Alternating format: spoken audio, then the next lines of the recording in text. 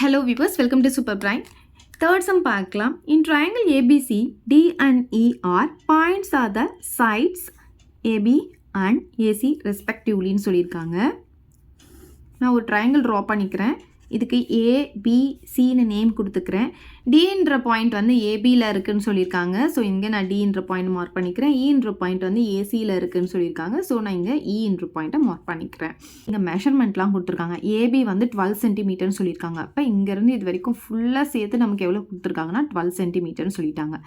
ஏடி பார்த்தீங்கன்னா 8 centimetre, AE வந்து 12 centimetre, AC வந்து 18 சென்டிமீட்டர். அப்போ இங்கேருந்து இது வரைக்கும் ஃபுல்லாக சேர்ந்து நமக்கு 18 சென்டிமீட்டர் சொல்லிட்டாங்க.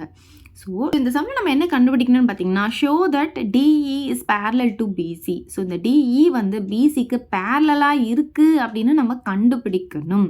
சரி, இது எப்படி கண்டுபிடிக்கலாம் அப்படின்னு பார்த்தீங்கன்னா, இப்போ பிபிடி தேரத்தில் பார்த்தீங்கன்னா டிஇயும் பிசியும் பேரலாக இருக்குது அப்படின்னு சொல்லி அந்த சைட்ஸ் வந்து சேம் ரேஷியோவில் இருக்கும் அப்படின்னு நம்ம சொன்னோம். பாருங்கள், ஏடி பை டிபி வந்து ஏஇ பை இசிக்கு ஈக்குவலாக இருக்கும்னு ப்ரூவ் பண்ணணும். அதுவே கான்வர்ஸ் ஆஃப் பிபிடி தியரம் அப்படின்னு சொல்லும் போது அந்த சைட்ஸ் வந்து சேம் ரேஷியோவில் இருந்துச்சுன்னா இது ரெண்டும் வந்து பேரலாக இருக்குது அப்படின்னு சொல்லிடலாம். அப்போனா இந்த சைட்ஸோடைய ரேஷியோ வந்து ஈக்குவல்னு சொல்லி நம்ம ப்ரூவ் பண்ணணும். அதாவது ஏடி பை டிபியும் ஏஇ பை இசியும் ஈக்குவலாக இருக்குன்னு ப்ரூவ் பண்ணிட்டா இது ரெண்டும் பேரலல் நம்மளால சொல்லிட முடியும். ஸோ இதை யூஸ் பண்ணி தான் இப்போ தேர்ட் சம் போட போகிறோம். ஏடி பை டிபியும் ஏஇ பை இசியும் ஈக்குவல்னு சொல்லி நம்ம ப்ரூவ் பண்ணிட்டா இது ரெண்டும் வந்து பேரலல் அப்படின்னு சொல்லிடலாம். அப்போ ஃபர்ஸ்ட் நம்ம என்ன கண்டுபிடிக்க போகிறோம்னா ஏடி பை டிபி கண்டுபிடிக்க போகிறோம். எந்த ட்ரையாங்கிள்? ஏபிசி அப்படின்ற ட்ரையாங்கிள். இன் ட்ரையாங்கிள் ஏபிசியில் வந்து ஏடி பை டிபி ஃபஸ்ட்டு கண்டுபிடிக்கலாம்.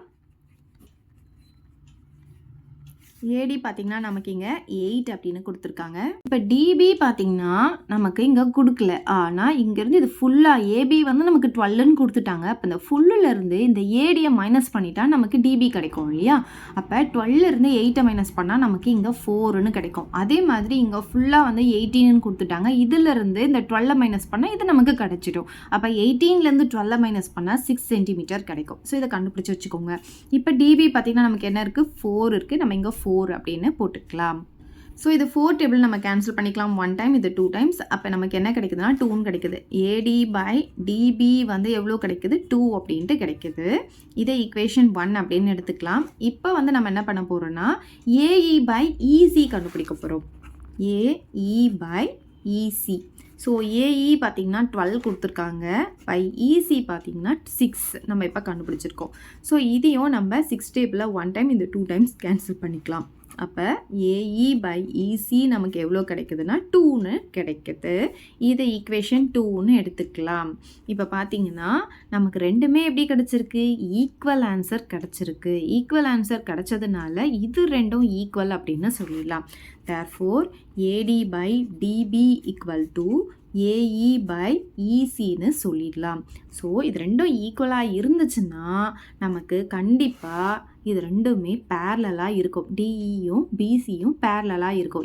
கான்வர்ஸ் ஆஃப் பிபிடி பேரலல்னு சொல்லிடலாம். அப்போ டிஇ இஸ் பேரலல் டு பிசின்னு சொல்லிடலாம். ஸோ அவ்வளோதான் இந்த சம். இதை டவுட் இருந்தால் கமெண்ட் பண்ணுங்கள். உங்கள் ஃப்ரெண்ட்ஸ்க்கு இந்த வீடியோ ஷேர் பண்ணுங்கள். மறக்காமல் நம்ம சேனலை சப்ஸ்கிரைப் பண்ணிக்கோங்க. தேங்க்யூ.